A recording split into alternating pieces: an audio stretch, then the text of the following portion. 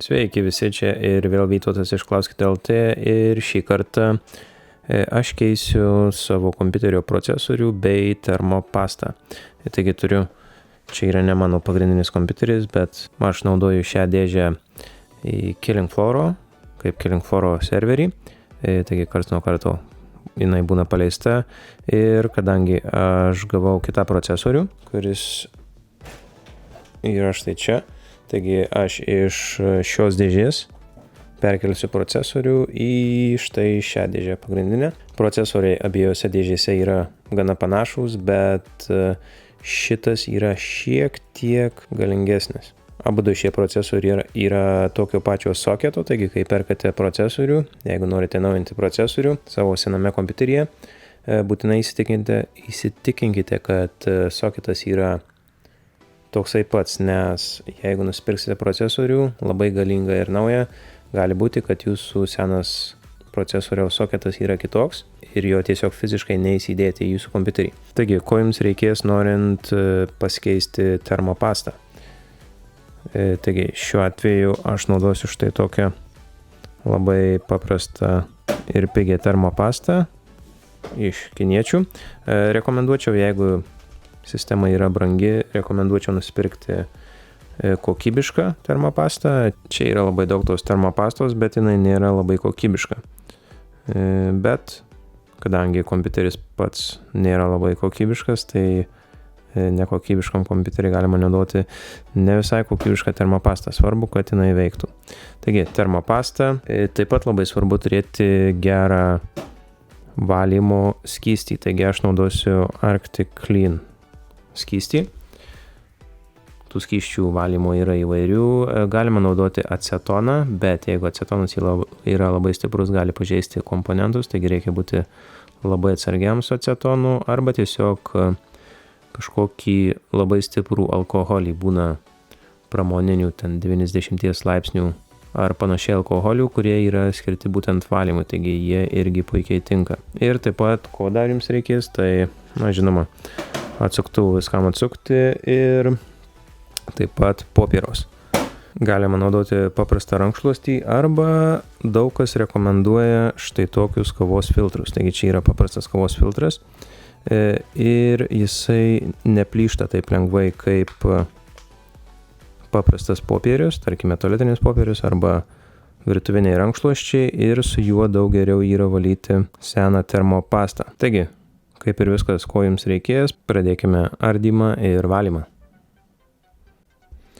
Tai man pirmą reikia išsimti procesorių iš seno kompiuterio. Matome, aš jau nuėmiau heatsinką, čia yra aušinimo blokas, taigi jisai prisispaudžia prie procesoriaus. Kaip matome, apačioje vis dar likė senos termopastos. Ir tas prisijungia prie jūsų motorinės plokštės ir aušina jūsų procesorių, taigi šio mums kol kas nereikia. Ir štai čia matome yra mūsų Intel procesorius. Intel ir Radeono procesoriai šiek tiek skiriasi, taigi šiek tiek jiem yra kitokie soketai, Intelio irgi taip pat yra kitokie soketai, taigi priklauso nuo jūsų procesoriaus, bet dažniausiai Intel procesoriai atrodys panašiai, taigi jie yra prispausti su štai tokiu mechanizmu, kurį galime nuimti dabar ir galime išimti patį procesorių. Taigi, štai taip atrodo mūsų procesorius. Čia jau šiek tiek pavaliau pažiūrėti, koks yra procesoriaus tipas. Taigi viršuje visą laiką bus parašyta, koks jūsų procesorius. Na ir apačioje visi yra kontaktai, taigi stenkitės jų per daug neliesti. Na ir taip pat, kai procesorius yra išimtas, būkite labai atsargus su pačiu soketu. Jo nelieskite, nebraižykite ir nieko su juo tiesiog nedarykite. Jeigu yra plastikinis apdangalas, jį būtinai palikite savo vietoje. Nes, tarkime, jeigu pažeisite vieną iš šių adatėlių, jūsų kompiuteris gali iš viso nustoti veikti. Taigi, būkite labai atsargus. Mes kol kas viską paliksime kaip yra. Ir ką mums reikia padaryti, tai nuvalyti seną termopastą nuo mūsų naujo, kabutėse seno procesoriaus. Taigi, kaip matome, sena termopasta yra išdžiūvusi ir norint ją nugramdyti, mes tiesiog imame savo kavos filtrą.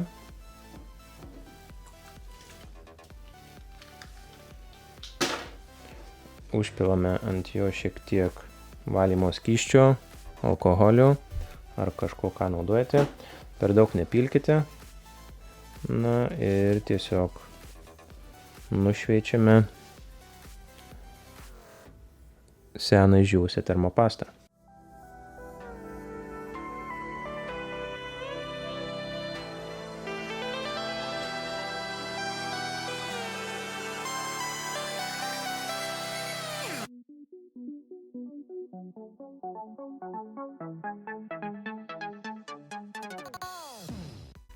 Taigi, man atrodo, gan švariai. Taip pat, jeigu perkate specialius skysčius, jie ateina poromis, taigi būna valymo skystis ir purifieris, kuris padeda paruošti paviršių naujai termopastai. Taigi su šiek tiek purifierio tiesiog greitai dar kartą praeiname per visą paviršių.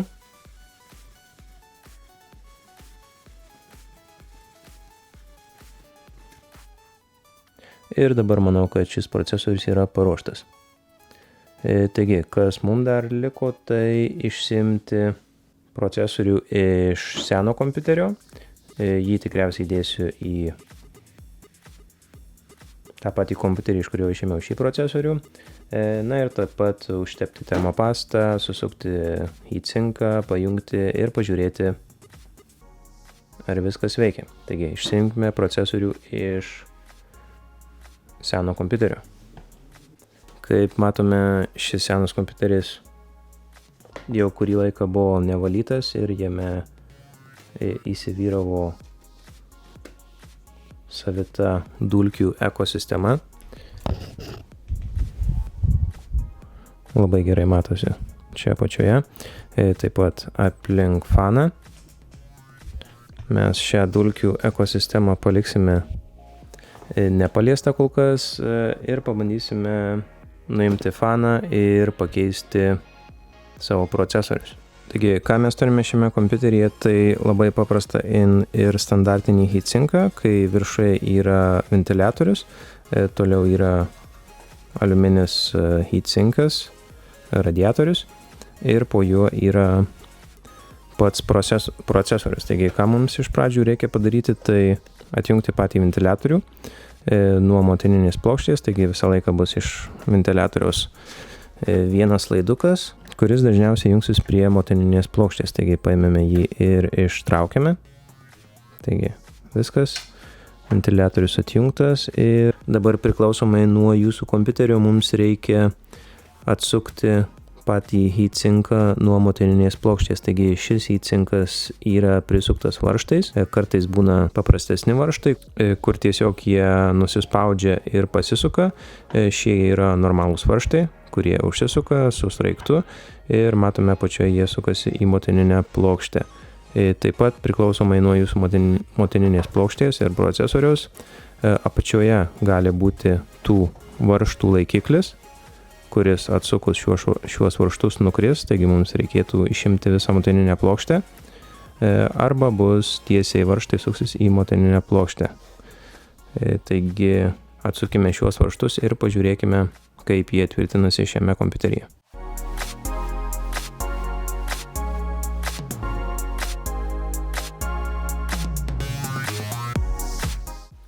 Taigi štai taip atrodo mūsų nuimtas heatsinkas. Matome, kad visa termopasta yra išdžiūvusi ir neefektinga.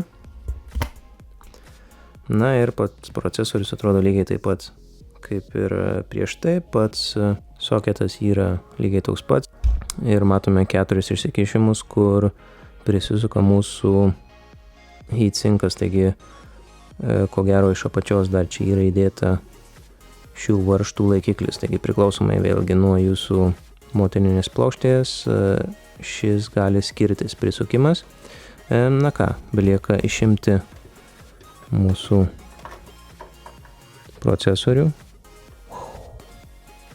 šiek tiek dulkių, jį nuvalyti, kaip ir prieš tai, ir įdėti naują procesorių. Taigi šį seną procesorių galima padėti, išleisti į pensiją ir imame naują procesorių ir mums reikia jį įdėti, taigi taisyklingai, kaip įdėti taisyklingai procesorių į kompiuterį. Matome visą laiką vienas kampas bus pažymėtas štai tokia rodiklėlė, taigi šis kampas yra štai čia, ant šio procesorio šis kampas yra štai čia. Ir jie taip pat turi atitinkamus griovelius. Taigi grioveliai matome yra tai čia šonuose. Taigi turime griovelius, turime rodiklėlę, kaip instaliuoti mūsų procesorių, taigi jį yra gan sunku įdėti netaisyklingai ir jeigu kažkas iš karto labai lengvai neįsideda, tada reikėtų sustoti ir patikrinti, ar jūs procesorių dedate teisingą pusę. Taigi imame naująjį procesorių ir kaip mums jį dabar reikia įdėti, tai matome čia yra mūsų grioveliai šonuose ir vienas kampas yra toksai bukesnis, taigi jisai yra pažymėtas. Na ir ką, belieka tada atitaikyti mūsų procesorių, kad mūsų pažymėtas kampas ir grioveliai sutaptų su pačiu soketu ir tiesiog lengvai jį uždėti. Uždėjus procesorių jisai turėtų nevaikščioti, su juo daugiau nieko daryti nereikia, tiesiog uždarome šį braketą ir uždedame atgal šią svirtį. Taigi viskas. Dabar būtų naudinga taip pat nuvalyti senas dulkes ir belieka uždėti termopastą ir atgal pritvirtinti radiatorių su ventiliatoriumi. Taip pat, ką būtinai reikia padaryti, tai nuvalyti seną termopastą nuo pačio radiatoriaus. Taigi lygiai tas pats, kaip ir valant termopastą nuo procesoriaus, nuo radiatoriaus reikia nuvalyti visas senas termopastos atliekas. Ir tada jį galime montuoti atgal ant pačio procesoriaus.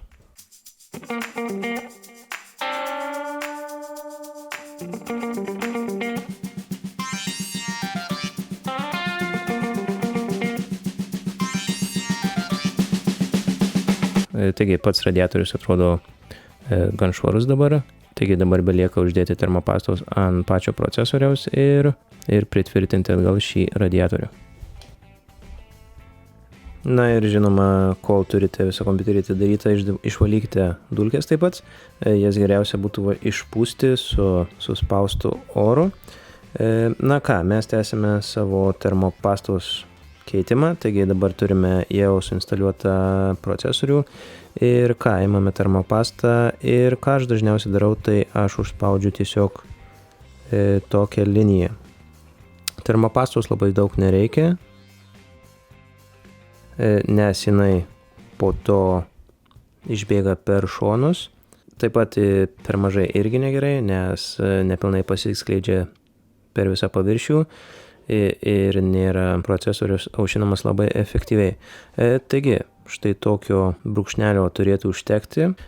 Ir ką, dabar mums reikia uždėti atgal patį heatsinką. Kaip jį dėti nėra labai didelio skirtumo, nes jisai, kaip matome, visos kraštinės vienodos, bet taikykite, kad štai šis kabelis būtų kuo arčiau pajungimo porto. Taigi mes turime patį kabelį ir pajungimo portas yra štai čia. Taigi mes įdėsime taip, kaip buvo.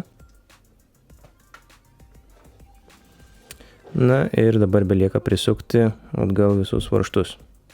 Ir mes juos suksime kryžmai, taigi pirmą šitą, po to vieną priešingoje pusėje, po to vėl priekyje ir po to kitą vėl priešingoje pusėje. Tokiu būdu turėtų termopasta, kuri dabar yra po šiuo radiatoriumi, tolygiai pasiskirstyti ir tokiu būdu aušinimas bus pats efektyviausias. Taigi prisukime varžtus.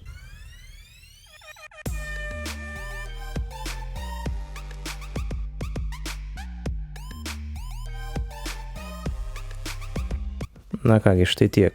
Varžtai prisukti, jie automatiškai sustoja ir toliau tiesiog jų nebeįmanoma